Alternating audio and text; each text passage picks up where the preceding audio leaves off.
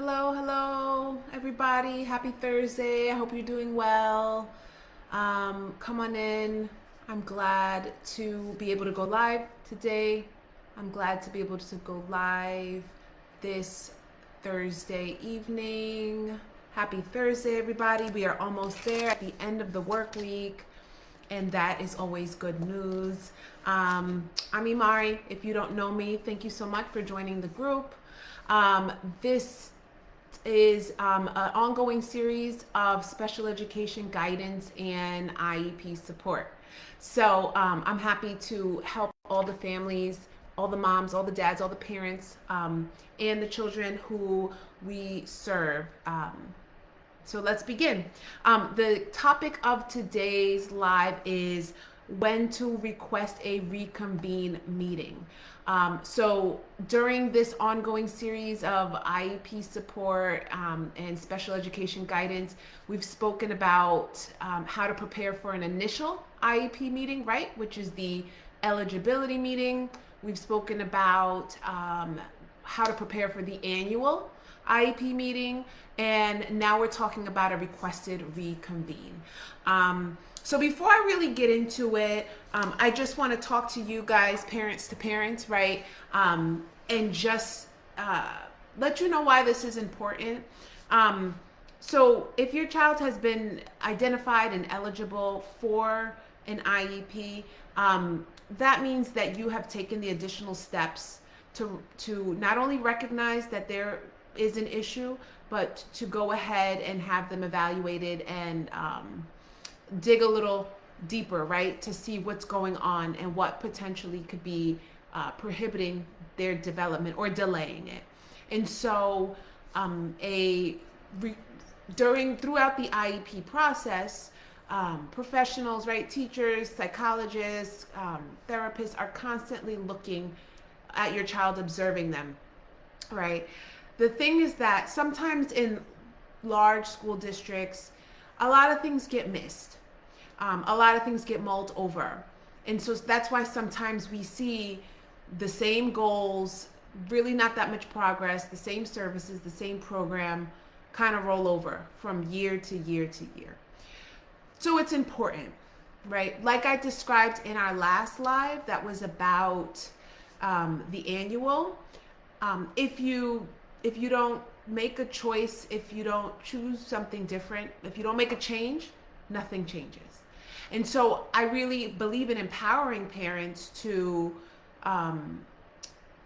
request a reconvene meeting when necessary, because it's an opportunity to make a change and to see different results, right? And that's what we all want as parents. We want to see our children thrive. We want to know that they're going to get through, that the district has made the appropriate accommodations for them, and that they're going to make it from next level to next level, right? To high school and beyond, independently. We want to know that they're taken care of. So I say all that to say, request a reconvene meeting, right? Because you as the parent have a voice, because your voice is important. And there's a direct correlation between your voice and your child's growth. Your voice, the impact of your voice and your child thriving and succeeding. So, like I said, reconvene meeting is really when you want to change the IEP, and more specifically when you want to add more, okay? When services are taken away, so if you're going to take away speech therapy, you're going to take away occupational therapy, usually the provider will just write a progress note, write a justification why it's no longer needed, and then they have their last session and close it out, and that's it. If we're kind of close to the end of the school year, they might have like a maintenance plan of like every 2 weeks or every month to just say goodbye and to monitor the stability until the end of the year. But really, to take away a service, you don't really have to request a meeting unless you want to. I mean, by all means, I encourage you to if you need to, but it's not always necessary. The reconvene meeting is really a powerful tool when it's used the right way, when a child is observed and there's specific areas of deficit that can benefit from an additional service or a device or an extra staff member, whatever it may be. So there's a couple of steps that I want you to take when you're thinking about requesting a reconvene meeting. The first thing is get in touch with the case manager. Okay, so at different levels, this is different, could be a different person.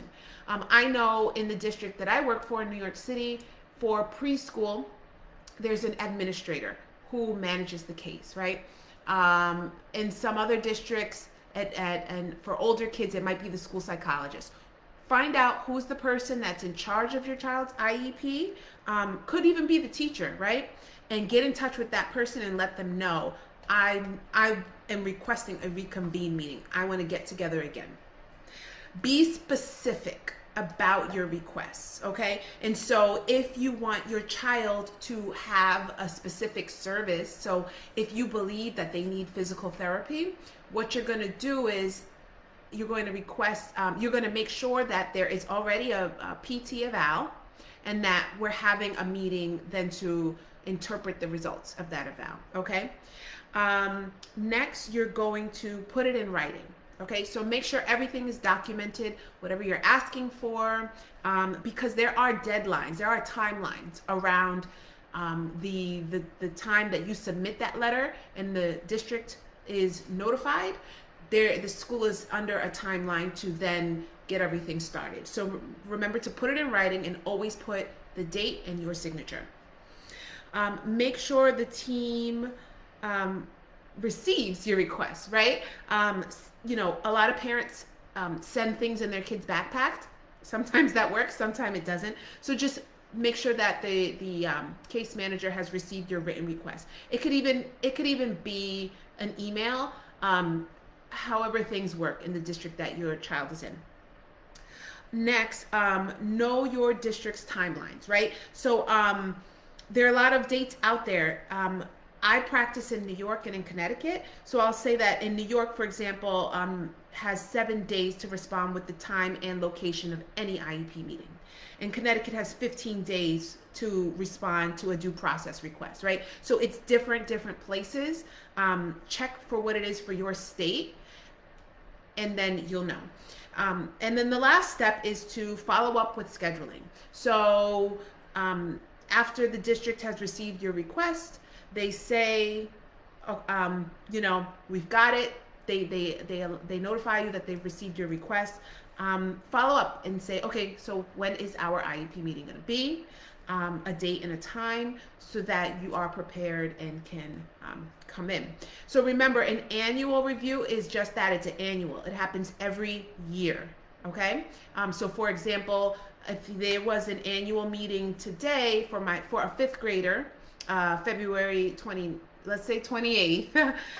then in the next year, 2025, it would be February 28th, but 2025 is the annual. The requested reconvene is anytime between that 1 year window, okay? So just know that you have rights, that you hold a lot of power. You're your child's advocate, and this is a tool to help you. The better informed you are, right? The more organized you are, the more confident you are. There is a thread which impacts your child's success. So be sure to know your rights, know how to use your rights to enforce the best program for your child, and all other things should fall into place after that. That's really all that I have today. I didn't think that the IEP would be that portion of special education guidance and IEP support. I didn't think it'd be complete without talking about a requested reconvene. I just want to mention next week that we are going to be starting our book, okay? The Autism Mom's Survival Guide by Susan Senator. So I hope that many of you join in. I'm having such a good time reading this book. There's so many emotions that I connect with, and I really feel really inspired. It lets me know that a lot of parents out there, including the author, you know, experience grief, experience depression, experience sadness, hopelessness, and so it's really been very powerful for me, and really helping me. So I just know it's going to be a blessing for everybody. March 7th is when we're starting chapters 1 and 2. Okay. If you have any questions about it, please send me an email at info@everycr.com. You could also DM me on Facebook. Okay. Imari Ventura. I really don't have anything else right now. If you look in the group, we have a March at a glance, and it's just the different things that we're going to be doing this month. So it was really a pleasure to be on this evening. If you have any questions, please do email me. Let me know your thoughts. I'm going to put some government resources in the chat, and I hope that everybody has a very good Friday and a nice weekend. Take care, everybody. Bye-bye.